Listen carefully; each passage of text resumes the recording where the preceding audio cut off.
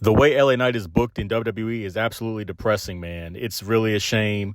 I talk about it really too much on this channel, but so many occasions, and he's just always left buried looking up at the lights. Think about all this now. The Battle Royal that just happened on Monday Night Raw. Saturday Night Main Event is on his birthday. Seth Rollins got injured, so they're forced to change their plans. I can at least understand things like if Rollins was still healthy, they most definitely would have done Rollins versus Punk again. Like I saw that coming. We all knew that was coming. But even when forced to change their plans, and the show is on his birthday, and they even removed Braun Breaker and Bronson Reed from the equation, and we've already seen Jey Uso's failed title reign and his failed push, they still chose him over LA Knight. Like, even with all this going on, they still did not choose him. So last night, in my opinion, was the ultimate nail in the coffin for fans of LA Knight. I thought really it was over before that. You know, really Money in the Bank. Everyone wanted him to win Money in the Bank. It was in LA, for crying out loud. But last night, if nothing else, that truly was the nail in the coffin, because there literally was every reason for him to win that match. Every single reason possible. And they still chose not to. And they still went, and they still chose Jey Uso over him, who was pretty much universally disliked. Who nobody enjoyed as champion, who really failed, had a terrible storyline with Gunther, botching bad matches. Hit that like button and subscribe to the Crips of Wrestling Federation, brother. And they still chose that again. And again, there literally was every reason for him to win this match. Rollins is hurt. The ratings have been taking all year, and they're desperate to try new things, which this is one of the things that fans want to see the most. So they're desperate to try new things. Rollins is hurt. The show is on his birthday. He's been feuding with Punk for the last month. There's already a built-in story. It's really only natural that he gets to have a match with CM Punk, because they've been having a back and forth for this whole month. Jey Uso already failed as world champion and as the top guy. Like, he already failed. All these factors, and they still chose not to do it. That's it. They still, even with all that, they still chose, not to give LA Knight the rub. And it's really just, it's sad, man. It's really sad. I don't mean to go this far with it, but it's really one of the things that kind of discourages me from watching Raw sometimes. Obviously, the show as a whole is really subpar, lackluster. But just seeing, because LA Knight is my favorite modern day wrestler. It's like, the dude's so talented. He's been over for 3 years. People have been wanting him to get his big push for 3 years. And just seeing him just continuously jobbed out, people making fun of him, which I know Triple H is probably laughing it up at this. Everybody just pointing out like, oh, you're not world champion. Oh, you haven't won anything. And just seeing him just continuously getting buried and laid out, it's not fun. I'm not even saying that he has to be this ultra top guy. He needs to have like a 5-year, like a 1-year title reign. But to just be consistently jobbed out like this, to not have, any world title reign, when Damian Priest has been world champion, Gunther has been world champion, hasn't drawn a dime. Gunther has not drawn a single dime, has not told a good story, has not entertained anybody, like barely even wrestles, and he's had 2 title reigns. Seth Rollins, which I don't hate Seth Rollins, but he's universally always tanked as champion. He drowns the ratings, and he just did it again. And all this going on, and we still cannot get this guy who's been mega over talented. We can do all this, but we cannot give him the world title. It's insane. And I see people on Twitter, and I know some people just don't like LA Knight because, he's not a work rate guy. He's not this 5-star wrestler and stuff, even though wrestling doesn't, it matters to some degree. I'm not saying it doesn't matter at all, but even then, he's a good wrestler. He's a solid in-ring wrestler, great on the mic.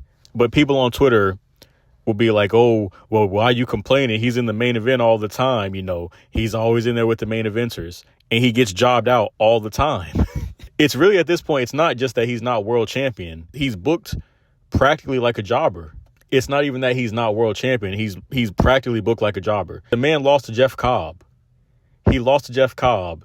He lost to Bronson Reed from a suplex. Never mind not being world champion. Like, the way he's booked, overall is just super disrespectful. And it's insanely obvious that Triple H just does not like this man. It's insanely obvious. It's the only explanation.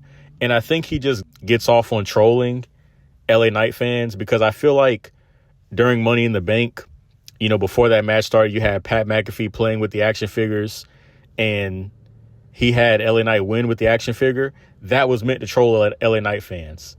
I even think on Raw tonight, or last night, when CM Punk said, "Oh, if I had to pick somebody, I'd pick LA Knight." He purposely trolls LA Knight fans, I think, just so he can, rub it in and bury him some more. I don't know what his hate is. I really don't. I don't get what his dislike is, but it's an obvious dislike. On a side note, what is Triple H's obsession with Jey Uso? Nobody wanted to see this. Like, even if it wasn't LA Knight, there was a plethora of options from that battle royal you could have chose. You could have chose AJ Styles. You could have chose Dominic. Really, if Braun and Brunson were in there, you could have chose, one of them. This man is obsessed with Jey Uso. I do not understand what his obsession is. Nobody wants to see him in the main event anymore. No one enjoyed it, and he's still just shoving it down. And I've seen people like, well, obviously it's leading to Jey Uso, turning heel. He's having a change of character story, and that sucks too. Obviously, he's not going to turn fully heel because they want to profit off, the yeet stuff, and he's still yeeting when he comes out, so it's leading to nothing. He's not going to have this crazy heel turn. And it doesn't even make sense because, like I said, he's still coming out there and yeeting at the same time. So he's not even being fully serious. Like, this storyline was interesting at first, but now it's just stale. It's leading to nothing. All it is a continuous, like, oh, should he listen to Jimmy or should he listen to Roman? And again, the fact that LA Knight was essentially just used as collateral for the little storyline they're having is just insane. And in general, that's all LA Knight is on Monday Night Raw. He's just a good hand to have, and he's used basically as fodder to advance other storylines. He's used as fodder to advance the Bloodline story. Jay speared him to hint at a heel turn. He's used as collateral for the Vision. He's somebody they can consistently beat on and look strong. That's all he's used for. Like, he's never going to be elevated. He's just used as that good hand to just put everybody over or be a sideshow in their story. The thing that trips me out too is that let's say Triple H, you just don't F with LA Knight. Just no matter what, you just don't like LA Knight. What do you have to lose? There's nothing to lose. The ratings are dive bombing every week on both brands. Cody's about to lead you to under 1 mil. Seth Rollins has downed the ratings. There's nothing to lose. Like, let's say you put it on LA Knight and it fails. What's there to lose? There's so even in the worst case scenario, let's say just with all his heart, he just does not F with LA Knight. There's nothing to lose by putting the belt on him. Like, put it on him for a month. Just see what happens. Literally see what happens. If it doesn't work, okay, at least you can say, okay, we tried. It didn't work. Even if with all your heart, he just despises LA Knight. He doesn't like that he reminds him of The Rock. He doesn't like, that he's not a work rate guy. There's nothing to lose by it. Your show is tanking weekly. You've tried Jey Uso already, which contributed to low ratings and feuds that nobody liked. What possibly is there to lose? If they gave LA Knight the title for a month and it just sucked, I'd shut up. I would shut up. Even like I said up here, I don't need him to have like this long 2-year title reign. Like, really, I just want him to hold it for a second. Like, what is there, even if it's 3 weeks, what is there to lose in that? Just see what happens. See if it leads to something entertaining, because obviously what you're doing now isn't working. And maybe with that, I kind of had to put an asterisk because part of it is booking. So I guess if he did fail as champion, some of it would be booking. So I say the same too with Jey Uso. Like, some of it was booking. I'll say that. But also, Jey Uso is just not a main event guy. He's not he's not good at promos. He's not good in ring.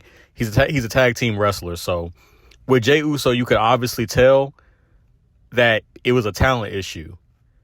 So I feel like if LA Knight were to fail as world champion, it would most likely be because of booking. Like, for God's sakes, Kofi Kingston has been WWE champion, bro. There's nothing to lose in putting the title on LA Knight. Jinder Mahal, who was a perennial jobber his entire career, won the world title. Stardust is WWE champion. What is there to lose, bro? In the comments, please tell me if you disagree. What is there to lose? For more of the Crimson Brothers, follow the Crimson Wrestling Federation today. I'm commentator Havoc, the voice of the Crimson Wrestling Federation. And you can see the calls I've made in the Crimson Wrestling Federation, in the comic Crimson Wrestling Game, Story of Malice, in the description below.